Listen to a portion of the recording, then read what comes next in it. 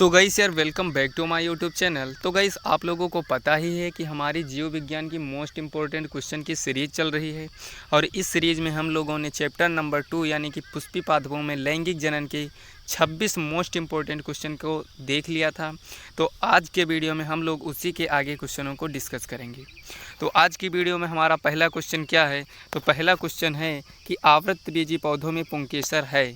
आवृतबीजी पौधों में पुंकेसर क्या है ये देखेंगे हम लोग। तो आवृतबीजी पौधों में जो पुंकेसर होता है वो नर जननांग है। क्या है? नर जननांग है। फिर हमारा अगला क्वेश्चन क्या है कि आगुड़ित कोशिका है, कौन सी है? टेपिटम है, परागमात्र कोशिका है, परागकण है या परागकोश है? तो इसका आंसर हो जाएगा परागकण। क्या होगा? परागकण। फिर अगला क्वेश्चन है क्वेश्चन नंबर 3, एक प्रारूपिक आवृतबीजी परागकोश में लघु बीजांडधानियों की संख्या कितनी होती है? तो आप लोगों को पता ही है कि इसमें 4 होती है। कितनी होती है गाइस? 4 होती है। अगला क्वेश्चन है क्वेश्चन नंबर 4, परागकण मात्र कोशिका में गुणसूत्रों की संख्या कैसी होती है? अगुणित होती है, द्विगुणित होती है, त्रिगुणित होती है या फिर बहुगुणित होती है? तो कैसी होती है? द्विगुणित होती है। कैसी होती है? द्विगुणित होती है। फिर अगला क्वेश्चन है किसी परागकोश की लघु बीजाणुधानी की बाह्यतम व सबसे भीतरी परतें क्रमशः कौन सी होंगी? कहने का मतलब है कि एक परागकोश जो होता है उसकी जो लघु बीजाणुधानी होती है उसकी बाह्यतम और मतलब उसकी सबसे बाहर की परत और सबसे भीतर की परत कौन कौन सी होती है? तो कौन कौन सी होती है गाइस? तो सबसे जो बाहर की परत होती है उसको हम बोलते हैं एपिडर्मिस और जो सबसे अंदर की परत होती है उसको क्या बोलते हैं? टेपिटम।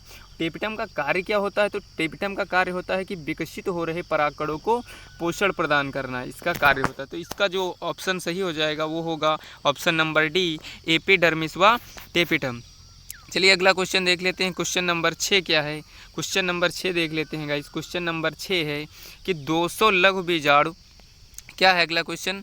200 लघु बीजाणुओं के निर्माण के लिए प्रकार्यात्मक लघु बीजाणु मात्र कोशिकाओं में कितने अर्धसूत्री विभाजन करने होंगे? तो गाइस मैंने पहले ही आप लोगों को बता दिया था कि एक परागकण मात्र कोशिका से 4 परागकण बनते हैं। तो पूछा गया है कितने अर्धसूत्री विभाजन होंगे? तो जब 1 से 4 होते हैं तो मतलब 50 से 200 हो जाएंगे। तो इसका ऑप्शन नंबर बी सही हो जाएगा। क्वेश्चन नंबर 7 है अंड समुच्चय के निर्माण में कौन सहायक है? अंड समुच्चय के निर्माण में कौन सहायक है? तो अंड व सहायक कोशिकाएं, अंड कोशिका व सहायक कोशिका, ये उसके निर्माण में सहायक हैं। अगला क्वेश्चन है क्वेश्चन नंबर 8 कि बीजांड का वह स्थान जहां बीजांड व्रंत जुड़ा होता है उसको क्या कहते हैं? तो उसको नाभिका कहते हैं दोस्तों। क्या कहते हैं उसको? नाभिका कहते हैं। चलिए क्वेश्चन नंबर 9 हम देख लेते हैं हम लोग। क्वेश्चन नंबर 9 क्या है? क्वेश्चन नंबर 9 है कि निभाग पाया जाता है, जो निभाग होता है वो पाया जाता है किस में पाया जाता है? परागकण में पाया जाता है, बीजांड में पाया जाता है या भ्रूणपोष में या फिर ये सभी? तो आप लोगों को बता दें कि जो निभाग होता है वो भ्रूणपोष में पाया जाता है। जो सॉरी गाइस, निभाग बीजांड में होता है, निभाग इसमें भ्रूणपोष में कह दिया, सॉरी। निभाग जो होता है बीजांड में होता है क्योंकि उसका जो जहाँ पर वो 2 लेयर होती हैं, जहाँ पर लेयर अधूरी होती हैं उसके अपोजिट में जो होता है वही तो निभाग होता है। तो निभाग किस में होता है? बीजांड में ही तो होता है। हाँ ऐसे ही बीजांड में होता है।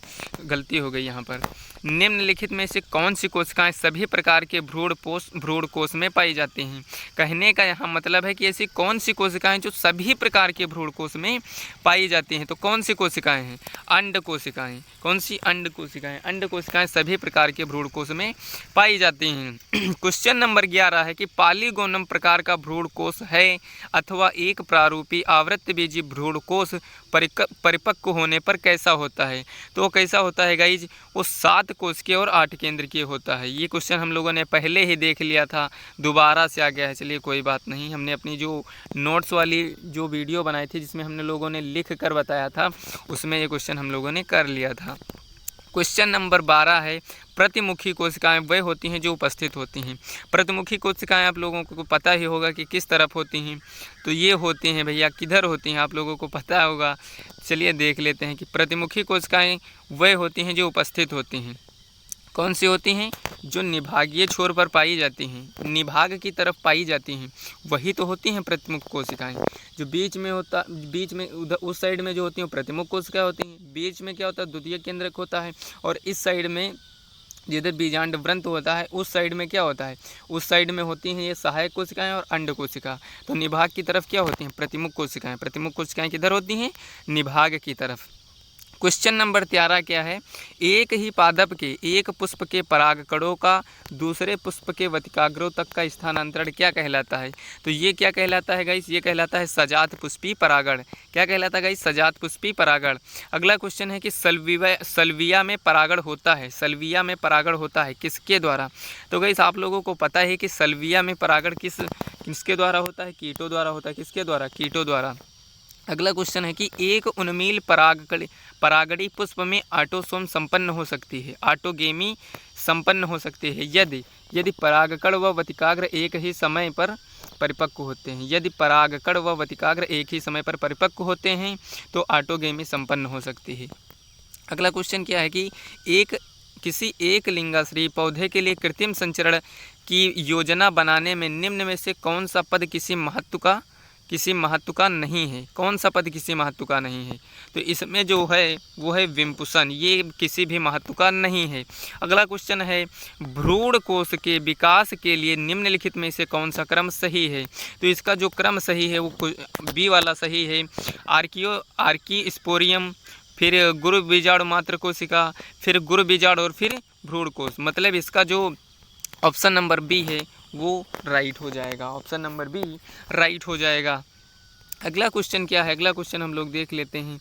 अगला क्वेश्चन है कि द्विनिषेचन की क्रिया होती है। तो आपको लोगों को बताना है कि द्विनिषेचन की क्रिया किस में होती है, शैवालों में होती है, कवक में होती है, आवृतबीजी पादपों में होती है या अनावृतबीजी। तो इसका आंसर हो जाएगा आवृतबीजी पादप। फिर है द्विनिषेचन का तात्पर्य क्या है, द्विनिषेचन का तात्पर्य क्या है।